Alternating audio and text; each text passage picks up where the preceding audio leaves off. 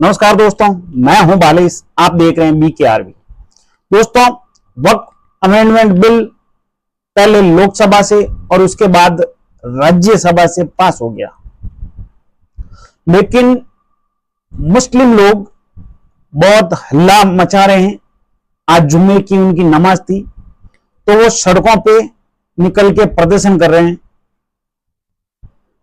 वो ऐसे प्रदर्शन कर रहे हैं कि लोग उन पे हंस रहे हैं। आज ये वीडियो बना रहा हूं, इसको मुस्लिम भी देखें, हिंदू भी देखें और हिंदुस्तान भी देखें और पाकिस्तान भी देखें। इस तरह से कोई नहीं बताएगा। हालांकि बता सब लोग रहे हैं, टीवी चैनल वाले बता रहे हैं, मीडिया वाले बता रहे हैं, सोशल मीडिया वाले बता रहे हैं, सब लोग बता रहे हैं। लेकिन पता नहीं ये मुस्लिम कम्युनिटी के क्या माइंड में है कि या तो इनको समझ आता नहीं, या ये समझना नहीं चाहते, या इनके कुछ पल्ले ही नहीं पड़ रहा। एक्चुअली इन हरकतों की वजह से कि न समझना या न समझ आना, इन हरकतों की वजह से इस्लाम तो बदनाम हो ही रहा है। खुद मुसलमान भी हंसी का पात्र बन रहे इस दुनिया में। आज के वक्त में अगर किसी की सबसे कम इज्जत बची है एज ए रिलीजियस, धार्मिकता के अनुसार अगर सबसे कम इज्जत किसी की बची है, कोई हंसी का सबसे ज्यादा पात्र बन रहा है, तो वो है यानी मुस्लिम कम्युनिटी, मुसलमान। ये रियलिटी है। आपको बुरी लग सकती है, लेकिन आप पूरी दुनिया को देख लीजिए। यहां पे तो आप जब आप ऐसी हरकतें करते हैं और लोग उस पर रिएक्शन देते हैं, आपका मजाक उड़ाते हैं, तो आप उनको बोलते हो इस्लामोफोबिया। जब आतंकवादी आपकी कम्युनिटी के लोग बनते हैं और आज भी बन रहे हैं, जहां लाठी लेके कोई ना बैठा हो वहां आप ऐसे ही आतंकी हमले करते हैं। पहले लोग शुरू में मान रहे थे कि हाँ शायद आतंकवाद का कोई धर्म नहीं होता। फिर लोगों को धीरे धीरे समझ आया कि यार एक तो सारे टेररिस्ट एक ही कम्युनिटी से क्यों हैं, हर बार एक ही कम्युनिटी से क्यों निकल रहे हैं। उसके बाद लोगों को समझ आया कि मुस्लिम लोग कंडेम क्यों नहीं करते, इनका भाई विरोध क्यों नहीं करते। अपने लिए तो छोटी से छोटी चीज के लिए सड़कों पे उतर जाते हैं या कहीं पर भी XYZ विरोध करते हैं, लेकिन जब टेररिस्ट एक्टिविटी होती है तो उसका कभी ये कंडेम क्यों नहीं करते। उल्टा हजारों की भीड़ उनके वो जनाजे में जाती है और उसके बाद उनको हीरो बताया जा रहा है। मैं आऊंगा वक्त बिल पे, लेकिन ये बातें भी कहना बहुत जरूरी है, क्योंकि हिंदुस्तान को देख लीजिए, APJ अब्दुल कलाम को फॉलो करने वाले लोग यानी मुस्लिम कम्युनिटी से कोई नहीं है। मुश्किल से एक आध प्रतिशत, जिनकी अगर काउंटिंग की जाए तो हजारों में निकलेंगे, हजारों में शायद मुश्किल से। लेकिन वही हाफिज सईद, वो लादेन, ऐसे लोग, अफजल जैसे लोग, तो इनके लिए हजारों क्या करोड़ों सारे समर्थन करते हैं। जब कोई चुनावी सभा चलती है इलेक्शन टाइम में, और अगर ओवैसी जैसे XYZ कोई भी नेता अगर देश तोड़ने की बात करें तो मुस्लिम भीड़ उसका जबरदस्त समर्थन करती है वोटिंग करके। लेकिन वही बात जब देश हित की कोई करे तो मुस्लिम खामोश रहते हैं, हीरो उनको बनाते हैं जो या तो देश तोड़ने की बात करता हो। जैसे ही कोई लीडर मंच पे आता है और वो देश तोड़ने की या किसी अदर धर्म को टारगेट करने की, मारकाट की बात करता है, तो जबरदस्त समर्थन करते हैं उसका कि वो आधे घंटे तक तो चुप नहीं होते, इतनी तगड़ी वोटिंग करते हैं समर्थन में।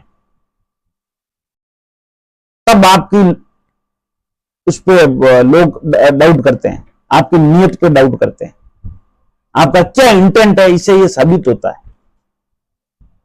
और यह चीज सिर्फ हिंदुस्तान में नहीं है, पूरी दुनिया में है जहां जहां मुस्लिम रहते हैं।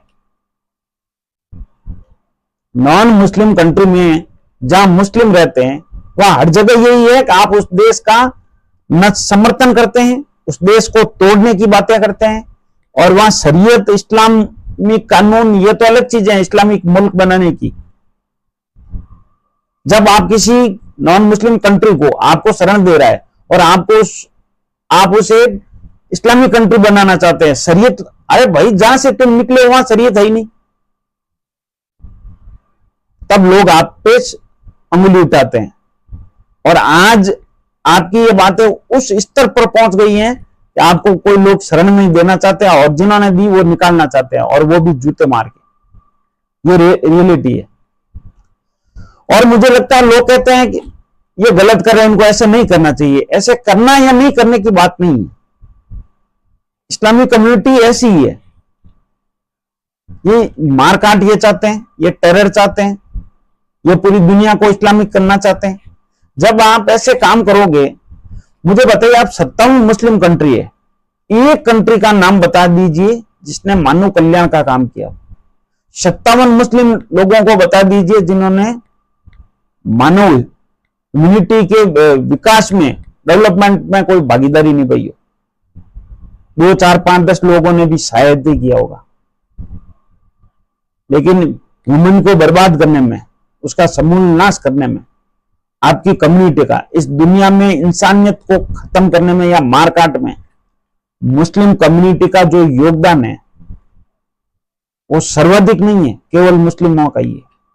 1-2 कंट्री के बीच अगर लड़ाई हो तो वो अलग चीज है, लेकिन धार्मिक रूप से अगर किसी को टारगेट करना हो, मारकाट करना का हो, तो 100% मुसलमानों की भूमिका है उसमें। खैर, आते हैं आप वक्फ बोर्ड पर, वक्फ बिल पर। तो एक्चुअली हुआ क्या कि आजाद हिंदुस्तान में जो पहले तो लागू हो चुका था, पहले से ही था यह, लेकिन ये वक्फ बोर्ड जब कांग्रेस गवर्नमेंट थी पंडित नेहरू ने, तो उन्होंने एक कानून बनाया था इनके हक में दान करने का वगैरह। तो उसमें कांग्रेस ने मेन संशोधन किया 2013 के अंदर, जब उनकी हुकूमत जा रही थी। इनको कुछ प्रॉपर्टी भी अलॉटमेंट की गई, वो प्रॉपर्टी जो गवर्नमेंट की थी वहां दे ही नहीं सकते, संसद के आसपास की। उसके बाद एक्चुअली मुसलमानों ने ये इतना और कॉन्फिडेंट हो गए कि भाई अंबानी का जो विला है वो वक्फ की प्रॉपर्टी है, उस पर अंबानी का कब्जा है। तो पहली बात तो मेरा सवाल मुसलमानों से है कि किस बंदे ने आपको वहां पे दान दी? यानी दान देने वाला कोई बड़ा अमीर होगा, वहां पे शायद अरबों खरबों की वो जमीन है, तो आम मुसलमान के तो बस का है नहीं। खरीदी आपने है नहीं, खरीदते तो तुरंत वो अंबानी अपना विला बनाता भी नहीं, तो खरीदने का तो सवाल ही नहीं। दान किसने दी? कोई देने वाला अमीर होगा, आज तक नाम सामने आया नहीं, ना कोई दी। और 99% मुस्लिम गरीबी है, मतलब एक तरह से भिखारी किस्म के। अमीरी तो कोई ठीक है 2-4 जैसे हो, और वो तुम्हें मुंह ही नहीं लगाते। तो अमीर मुस्लिम ने दान दी नहीं, खरीदी आपने है नहीं, तो आप किस हैसियत से दावा कर रहे हैं? फिर आपका कॉन्फिडेंट वहां तक पहुंच गया, संसद पे आप दावा करने लगे कि संसद हमारी जमीन पे, वक्फ की जमीन पे बनी, ईडन गार्डन ग्राउंड हमारी वक्फ की जमीन है, उस पर बना। तो एक्चुअली ये दावा आया कहां से? ये कैसे करने लगे दावा? तो ये शुरुआत हुई 2013 में कांग्रेस के द्वारा। वक्फ अधिनियम 1995 में, 1995 में धारा 40 के अंदर इनको इतनी असीमित शक्तियां दे दी कि ये सही बात है, कुछ लोग मानते नहीं। इनको इतनी असीमित शक्तियां दे दी कि जैसे एक बस चल रही हो गांव में, आपने देखा होगा, तो उस बस में जब टाइम होता है कि ये भाई 4 बजे बस रवाना होगी या 2 बजे होगी, और जो लोग 1 घंटा, 1.5 घंटा, आधा घंटा पहले पहुंच जाते हैं, तो एक्चुअली क्या करते हैं, उस शीट पे कुछ अपना सामान रख देते हैं। तौलिया हो गया, रुमाल हो गया, कोई थैली हो गई सामान की, तो वो रख देते हैं, तो उस हिसाब से वो सीट उनकी हो गई। ये मामला इस तरह से चल रहा था। अच्छी, चाहे वो सरकारी हो तो भी, गैर सरकारी हो तो भी, किसी की पट्टाशुदा हो, XYZ कुछ भी हो, इन्होंने दावा ठोक दिया तो वो जमीन उनकी हो गई। एक बोर्ड लगाने का काम था, ये संपत्ति वक्फ की प्रॉपर्टी है, खत्म कहानी। कैसे खत्म? कि एक्चुअली उनको धारा 40 के अंदर अधिनियम, वक्फ अधिनियम 95 1995 में धारा 40 के अंतर्गत कांग्रेस ने उनको यह अधिकार दिया था कि जिस कोई भी भूमि, इसीलिए तो ये कितने तीसरे नंबर पर थे पूरे हिंदुस्तान में। ऐसा कहीं हो सकता है? एक मुस्लिम देश का नाम बताइए जो मुस्लिम बाहुल्य हो और अल्पसंख्यकों के पास तीसरे नंबर की जायदाद हो, संपत्ति हो। कहीं नहीं मिलेगा आपको दुनिया में। यह मूर्खता हमारे हिंदुओं में ही है, हमारे हिंदुस्तान में ही है। इसको अच्छी बात नहीं कहते कि हम अल्पसंख्यकों को हमें इतना अधिकार, इसे मूर्खता कहते हैं, जाहिलपना कहते हैं।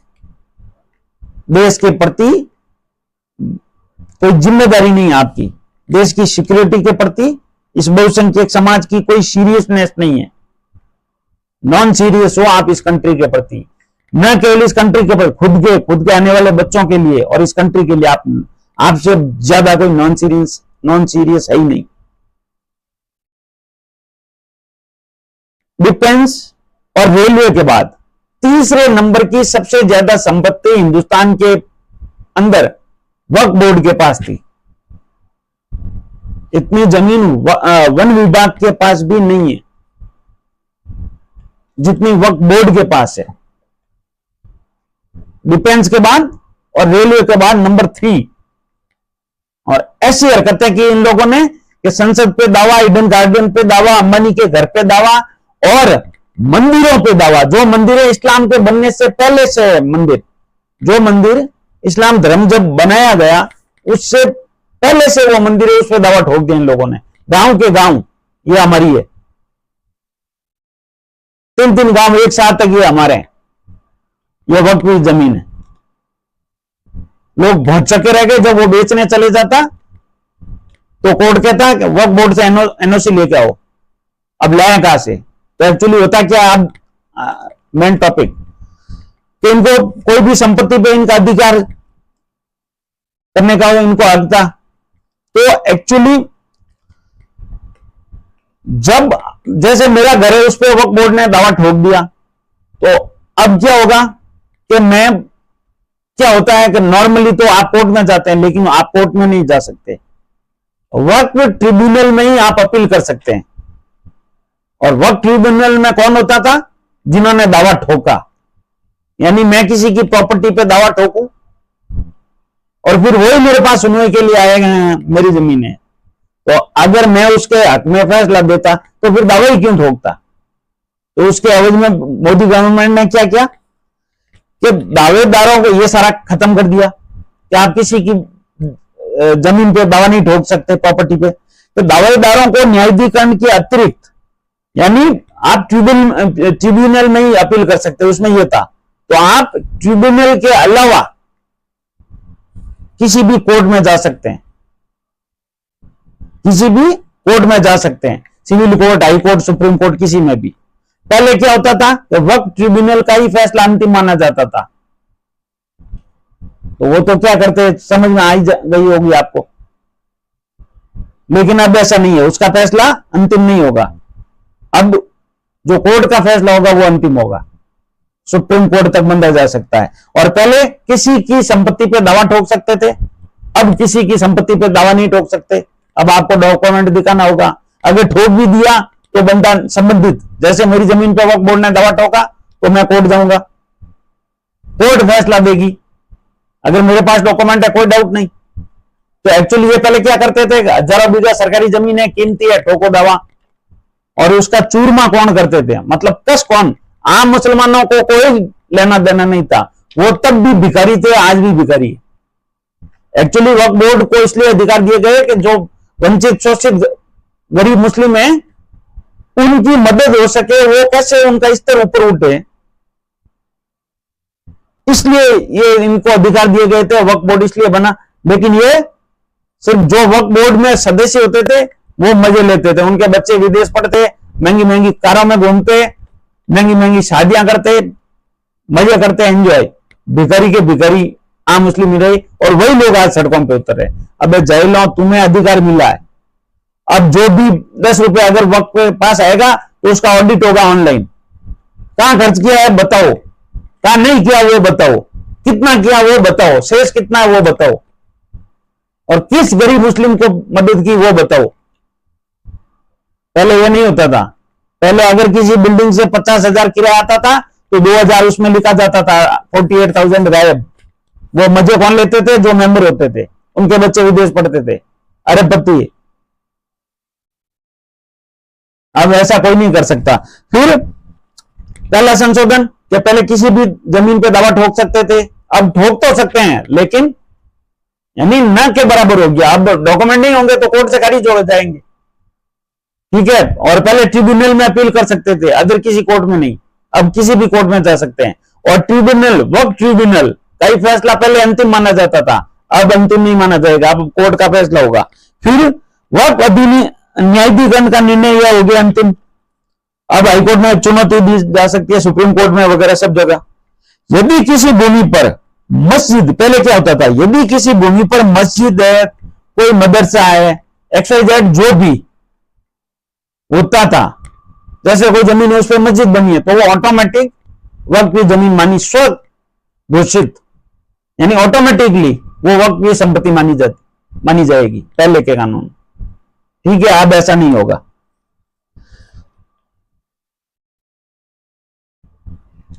ठीक है। उसके बाद तो यदि किसी भूमि पर मस्जिद या इस्लामिक धार्मिक उद्देश्यों के लिए, धार्मिक उद्देश्य के कार्यों के लिए की जाती हो, या पहले यानी मस्जिद हो या कोई भी इस्लामिक धार्मिक कार्यक्रम चल रहे हो, तब वो स्वचालित रूप से वक्त की जमीन हो जाती है। जैसे किसी पे मदरसा है, ईदगाह है, कोई है वो क्या कहते हैं, मदरसा है, मस्जिद है, ईदगाह है, तो ऑटोमेटिक, या कोई अन्य चीज जिसपे इस्लामिक धार्मिक अनुसार कार्य हो, तो ऑटोमेटिक वक्त की जमीन मानी जाएगी। लेकिन अब संबंधित व्यक्ति को दान देनी होगी, जब वो तब तक वक्त की नहीं मानी जाएगी जब तक संबंधित व्यक्ति वक्त को दान न कर दे। और दान कौन कर सकता है? पहले हर कोई कर सकता था, हिंदू, मुस्लिम, सिख, ईसाई, अब नहीं। अब कम से कम 5 साल प्रैक्टिकली मुस्लिम हो कि पिछले आज अगर मैं जमीन दान करने जाऊं वक्फ बोर्ड तो पहली शर्त तो यह है कि मैं मुसलमान होना चाहूं, यानी 5 साल से मैं मुस्लिम हूं, पिछले 5 साल से मैं प्रैक्टिकली मुस्लिम हूं, नमाज पढ़ता हूं वगैरह जो भी होता है ये नॉर्मली, ऐसा नहीं 5 बार रोज नमाज पढ़े वही कर सकता है, प्रैक्टिकली मुस्लिम हो और बाकायदा सरकार में आधिकारिक हो, वही दान दे सकता है। पहले कोई भी, यानी किसी की संपत्ति पे ये दावा ठोक देते थे, उनकी हो जाती है, इसीलिए तो अधिकार दिया कोई भी धर्म का इंसान दान कर सकता है। अब आप हिंदू की जमीन पर दावा नहीं ठोक सकते। क्यों नहीं ठोक सकते? क्योंकि आप पहले तो बोल रहे हो दान दे दी, वो तो कर दी, अब 5 साल से तो खुश किससे होना चाहिए? आम मुस्लिमों को। और इसमें भाई दिक्कत ही क्यों है? ना वक्फ बोर्ड को दिक्कत होनी चाहिए, ना वक्फ बोर्ड के मेंबरों को दिक्कत होनी चाहिए, ना आम मुसलमानों को दिक्कत होनी चाहिए, ना खास मुसलमानों को दिक्कत होनी चाहिए। क्यों? क्योंकि पहले आप किसी भी आपकी प्रॉपर्टी में दावा ठोक दो, कल सनातन बोर्ड बन जाए, दावा ठोक दिया मेरी जमीन, फिर आप अगर मुसलमानों, पहली बात तो है ही नहीं, ज्यादातर 99% मुस्लिम गरीब है, एक तरह से भिखारी किस्म के हैं। दूसरी कि उनके पास 99% मुस्लिम 91 यानी सरकारी जमीन पे रहते हैं। जब कांग्रेस की सरकारें आती है, अन्य आती है, तब हो सकता है उनको पट्टे दे दिए जाते हैं कम पैसे में, 2 कौड़ी के दाम में, कौड़ियों के भाव पट्टे दे दिए जाते हो। बाकी 99% मुस्लिम सरकारी जमीन पे रहते हैं, जिसे 91 कहा जाता है नॉर्मली भाषा में। 91 की जमीन है यानी सरकारी भूमि है, उस पे रहते हैं। तो इतनी सारी यानी इनकी जमीनें कैसे हो गई नंबर 3? डिफेंस, रेलवे और बाद में वक्त। तो मुस्लिम तो 99% क्या रहते हैं? सरकारी भूमि पे रहते हैं। वो राशन पे पेट पालते हैं बड़े मुश्किल से, उनके पास रहने को घर नहीं। ये मोदी गवर्नमेंट ने आके देने शुरू किए, तो वो दान कहां से कर दे? जिनके पास खुद के रहने को नहीं है वो वक्फ बोर्ड को कहां से दान कर दे? कहां से प्रॉपर्टी हो गई? नंबर 2, पहली बात, और खरीदी आपने है नहीं, वक्फ बोर्ड के पास इतनी जमीन आई कैसे? खरीदी आपने एक ही नहीं, कोई 2-4 छोड़ दें, खरीदी आपने नहीं, दान देने के मुसलमानों में हैसियत नहीं, और हिंदुओं अदर कल्चर ने इतनी दान दी नहीं, तो आपके पास प्रॉपर्टी आई कहां से?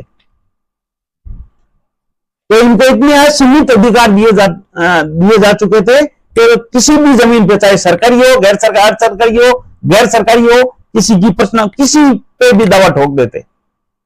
संसद ने दावा ठोक दिया संसद पर कि यह वक्फ जमीन है अंबानी के घर पे। अबे तुम वहां से किसी अंबानी की प्रॉपर्टी, यानी कोई अमीर होगा, यानी बहुत बड़ा करम खान होगा, तो दान दे सकता है। दान आपको दी हुई खरीद लिया आपने, नहीं आम मुस्लिम वहां पे ढंग से घूम नहीं सकता, रहने की बात तो अलग है। तो आप लाए कहां से अंबानी की जमीन? ईडन गार्डन हमारा हद कर दिया, खून खोल जाता था।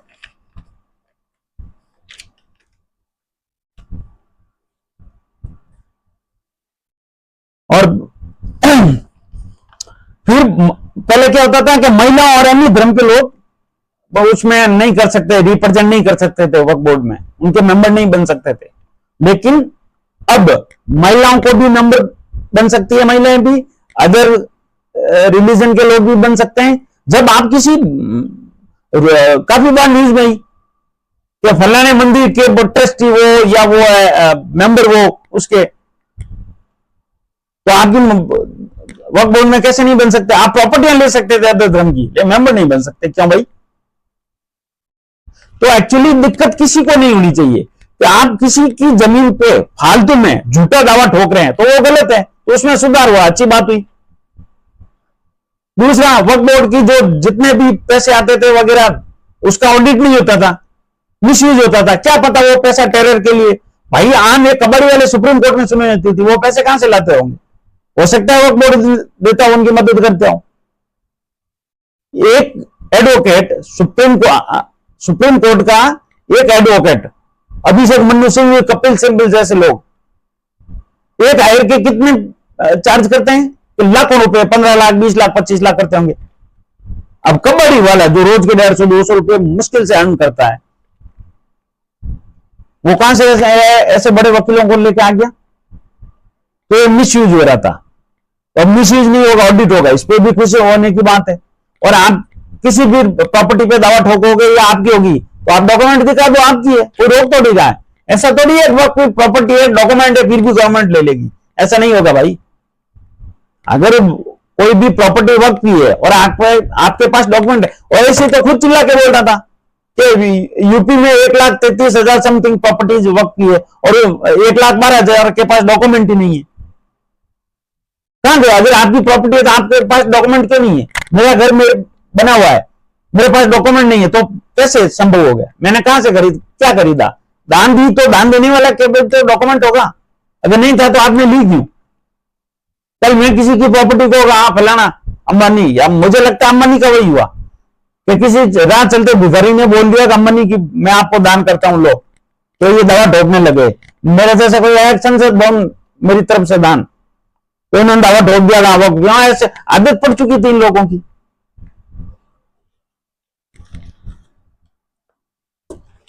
अब कोई अदर मुस्लिम यानी नॉन मुस्लिम प्रॉपर्टी दान नहीं कर सकता। महिलाओं की भागीदारी होगी, पसमानदा मुस्लिमों की भागीदारी होगी। हर धर्म, मतलब हर धर्म की तो छोड़िए, इस्लाम में यानी मुसलमानों में जो भी वो होगा उसका पार्टिसिपेट होगा, मतलब वो मेंबर बनेगा, चाहे पसमानदा कम्युनिटी हो या कोई और हो, सबका एक एक वो होगा नॉमिनी, मतलब क्या कहते हैं, सबका वो होगा मेंबर, वक्फ बोर्ड का मेंबर। अब हर पसमानदा मुस्लिम भी होगा और नॉन मुस्लिम भी होगा, तो सबको वो मिलेगा। महिलाएं भी होगी, पसमानदा मुस्लिम भी होंगे, जो भी ओबीसी जनरल है वो सब होंगे, उसका ऑडिट होगा, अच्छी बात। महिलाओं की भागीदारी मिलेगी, अच्छी बात। पसमानदा मुस्लिमों को मिलेगी, अच्छी बात। प्रॉपर्टी किसी की है, अगर आपकी है तो डॉक्यूमेंट दिखाओ आपकी है, कोई नहीं छीनेगा, अच्छी बात। और अगर आपके पास प्रॉपर्टी, आप क्यों किसी की जमीन पे जबरदस्ती कब्जा किए जा रहे हो भाई? वो तो गलत बात है, उसमें सुधार हुआ, वो भी अच्छी बात। गलत हुआ क्या ये तो बताओ। अब गरीब मुस्लिमों का भला होगा, अच्छी बात। पहले जो 4, 5, 10, 7 मेंबर थे, जिस भी राज्य वो वक्फ बोर्ड हो या कोई हो, वो मेंबर मजे लेते थे, वो बड़ी बड़ी महंगी महंगी गाड़ियों में घूमते थे, फॉरेन ट्रिप पे जाते थे, बड़े बड़े नेताओं के साथ गप्पे सप्पे लड़ाते थे। आपको क्या मिल रहा था? जो आप पहले भी आपको कुछ नहीं मिल रहा, अब लट भी आप खाओगे, रोडों पे उतरोगे, उसका कुछ नहीं, उनका कुछ नहीं जाना, उनको कोई पुलिस वाला भी टच नहीं करेगा, पकड़ेगा, लेके जाएगा, छोड़ देगा, और नहीं छोड़ेगा वो जमानतें करवा लेंगे। पिछवाड़ा कुटाई आपका होगा, पिछवाड़े की कुटाई आपकी होगी अगर रोडों पे निकले, तो आपका भला हुआ है, नुकसान नहीं हुआ आपका। इनके कहने के चक्कर में आप हंसी का पात्र बन चुके हो और इस्लाम को हंसी का पात्र बना चुके हो। अगर वीडियो अच्छा लगा तो प्लीज सब्सक्राइब जरूर करें। बहुत बहुत धन्यवाद। भारत माता की जय।